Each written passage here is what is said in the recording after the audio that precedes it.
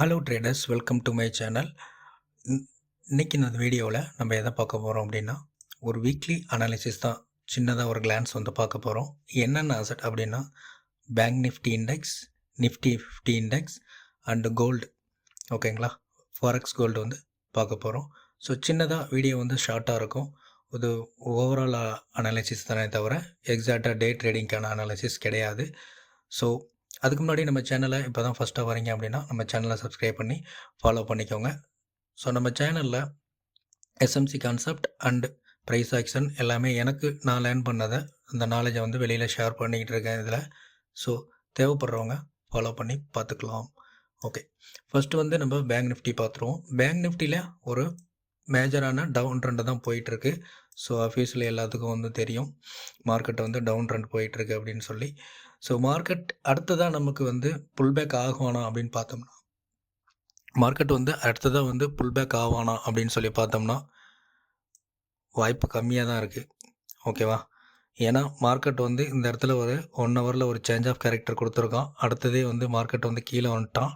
So இந்த liquidity அடுத்து wait பண்ணிகிட்ருக்கான். Market என்ன பண்ணுவோம் அப்படின்னா, இங்கேருந்து கீழே வந்து அடுத்து இந்த லெவல்ஸ்லாம் எடுத்து முடிச்சுக்கிட்டு தான் மார்க்கெட் வந்து பிரேக் அவுட் ஆகாதானே எதிர்பார்க்கலாம்.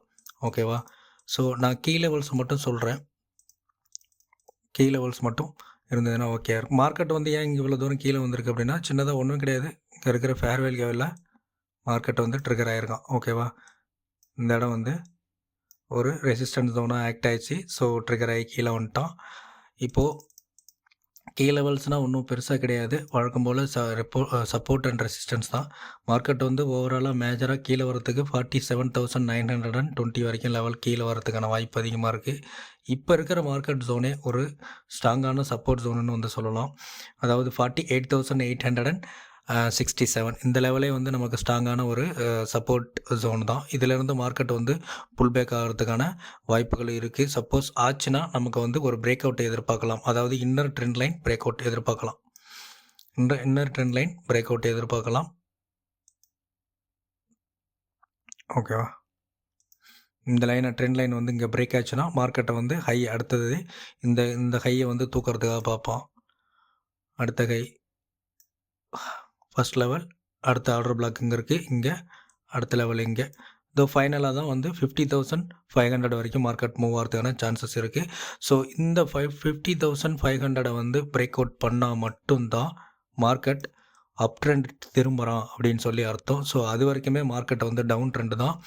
ஸோ மார்க்கெட் அப்பில் போச்சுன்னா கீ லெவல்ஸ் வந்து 49,580, அடுத்த லெவல்ஸ் வந்து 49,850, அடுத்த லெவல் வந்து 50,263, த நெக்ஸ்ட் லெவல் 50,500. இந்த லெவல்ஸை பிரேக் அவுட் பண்ணால் இதுதான் ஒரு ஸ்ட்ராங்கான ரெசிஸ்டன்ஸ் ஜோனாக ஆக்ட் ஆக போகுது. ஸோ இந்த இடத்த பிரேக் அவுட் பண்ணால் மட்டும்தான் சாலிடான கேண்டில் ஃபார்மேஷனில் பிரேக் அவுட் கொடுத்ததுன்னா நமக்கு வந்து மார்க்கெட்டை வந்து ரிவர்சல் ஆகிறான் அப்படின்னு சொல்லி அர்த்தம். ஸோ அதுக்கு இன்பிட்வீனில் என்ன ஆகலான்னா, மார்க்கெட் வந்து இதே ரேஞ்சில் வந்து இந்த இடத்துல ரேஞ்ச் பவுண்ட் ஆகிறதுக்கான வாய்ப்பு அதிகமாக இருக்குது.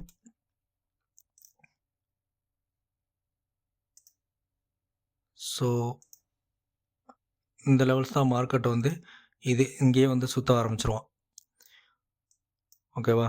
48,500லேருந்து 47,900க்குள்ளே இந்த ஏரியாவுக்குள்ளே மார்க்கெட்டை வந்து சுற்ற ஆரம்பிச்சிக்கிட்டு இருப்பான். இங்கேயே வந்து ஒரு அடுத்தடுத்து வந்து ஒரு டபுள் பாட்டம், ட்ரிபிள் பாட்டம் அந்த மாதிரி வந்து ஏதாவது கொடுத்துட்டு மார்க்கெட்டை அதுக்கப்புறம் ஒரு பிரேக் அவுட் கொடுத்து இந்த லெவல்ஸ்குள்ளே திரும்ப பெரிய பிரேக் அவுட்டை அப்புறம் கொடுக்கறதுக்கான வாய்ப்பு இருக்குது. சரி, ஓகே. நிஃப்டி பேங்க் நிஃப்டி பார்த்தாச்சு. இதான் இதோட சினேரியோ. கீ லெவல்ஸ்லாம் சொல்லியிருந்தேன், பார்த்துக்கோங்க. அடுத்து வந்து நம்ம நிஃப்டி பார்த்துருவோம். ஸோ அஃபிஷியலி நிஃப்டியும் வந்து நமக்கு டவுன் ட்ரெண்டு தான்.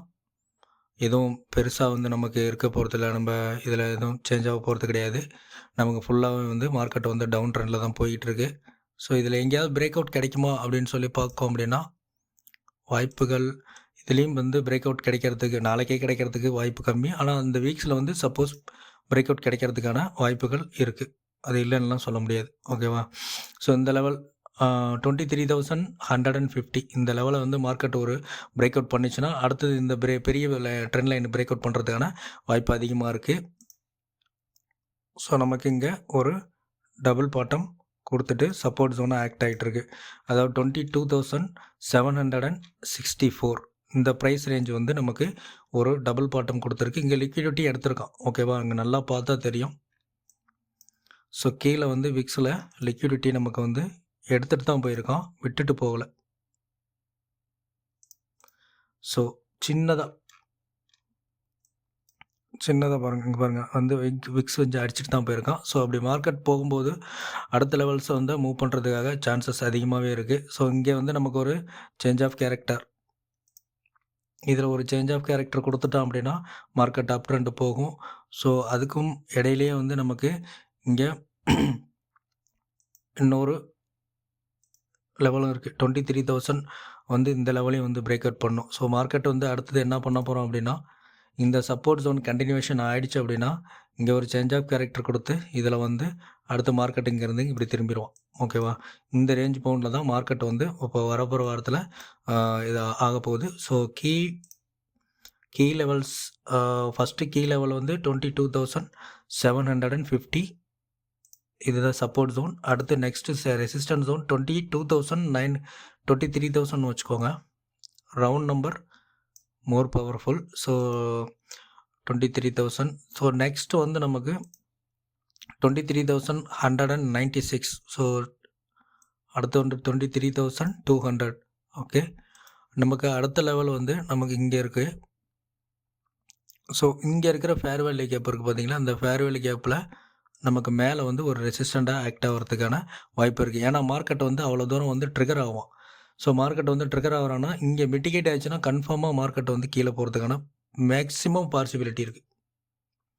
இந்த இடத்துல வந்து மார்க்கெட் இங்கே சஸ்டெண்ட் ஆகிட்டு வந்து இங்கே ட்ரிகர் ஆகிறான்னா டக்குன்னு கீழே வருவோம், ஒரு பெரிய பேரிஸ் மூமெண்ட்டாக பார்க்கலாம்.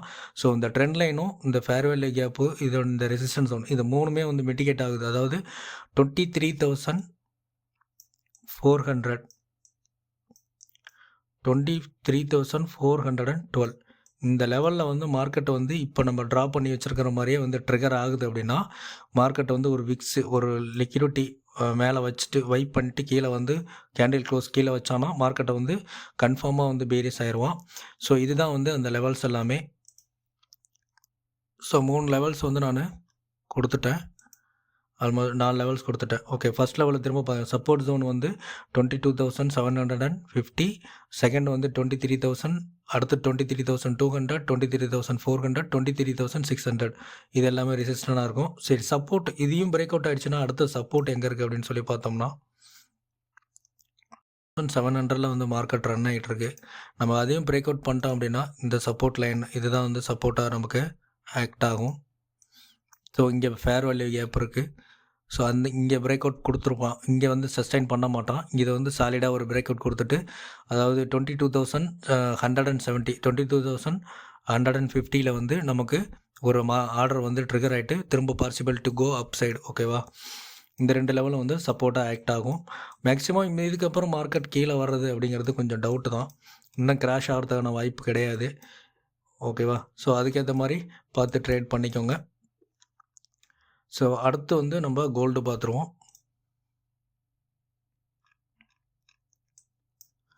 So gold 1 hour time chart, gold already uptrend எல்லாருக்கும் தெரியும்.